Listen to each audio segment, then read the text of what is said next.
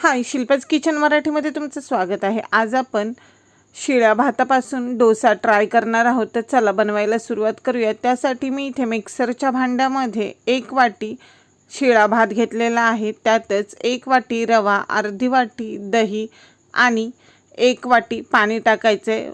मी इथे पाणी थोडं थोडं करून हे मिश्रण वाटून घेणार आहे। वाटलेलं हे मिश्रण मी एका मोठ्या भांड्यामध्ये काढणार आहे। तर इथे तुम्ही पाहू शकताय हे वाटलेलं आपलं डोशाचं बॅटर मी या मोठ्या भांड्यामध्ये काढलेलं आहे।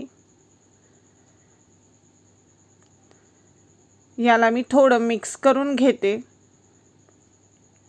आता यावर झाकण ठेवून याला आपण 10 ते 15 मिनिटं झाकून ठेवणार आहोत।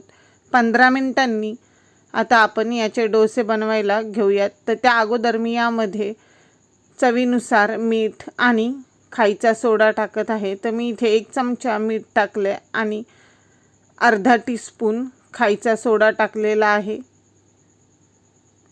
हे दोन्हीही मी या बॅटरमध्ये मिक्स करून घेते।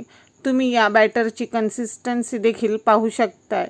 जास्त घट्ट किंवा जास्त पातळ असं हे बॅटर बनवायचं नाहीये। आता हे बॅटर आपण बाजूला ठेवूयात। इथे मी गॅसवर पॅन गरम करायला ठेवलेला आहे। त्याला मी तेल लावून घेते।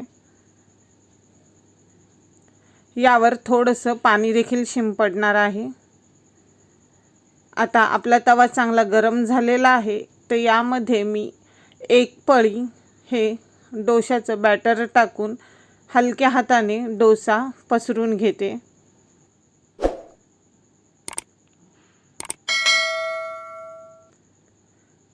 डोशाच्या कडा सुटायला लागल्या की त्याला आपल्याला पलटायचं आणि दोन्ही बाजूंनी भाजायचं आहे। इथे मी बाकीचे देखील डोसे बनवून घेते। आपल्याला जर एकदम कडक क्रिस्पी डोसा हवा असेल तर दोन्ही बाजूंनी थोडा जास्त वेळ याला भाजायचा आहे। हे डोसे आपण जसे नॉर्मल डोसे खातो त्यासारखेच लागतात आणि यामध्ये आपल्याला तांदूळ आणि डाळ भिजवावी देखील लागत नाही। हे झटपट होतात। तर तुम्ही देखील हे डोसे ट्राय करून बघा, तुम्हाला देखील आवडतील। तर इथे मी हे सर्व डोसे बनवून घेतलेत। तुम्हाला हे डोसे कसे वाटले ते मला कमेंटमध्ये सांगा। जर आवडले असतील तर व्हिडिओला लाईक करा, शेअर करा आणि चॅनलला सबस्क्राईब करायला विसरू नका। आणि स्वतःची काळजी देखील घ्यायला विसरू नका।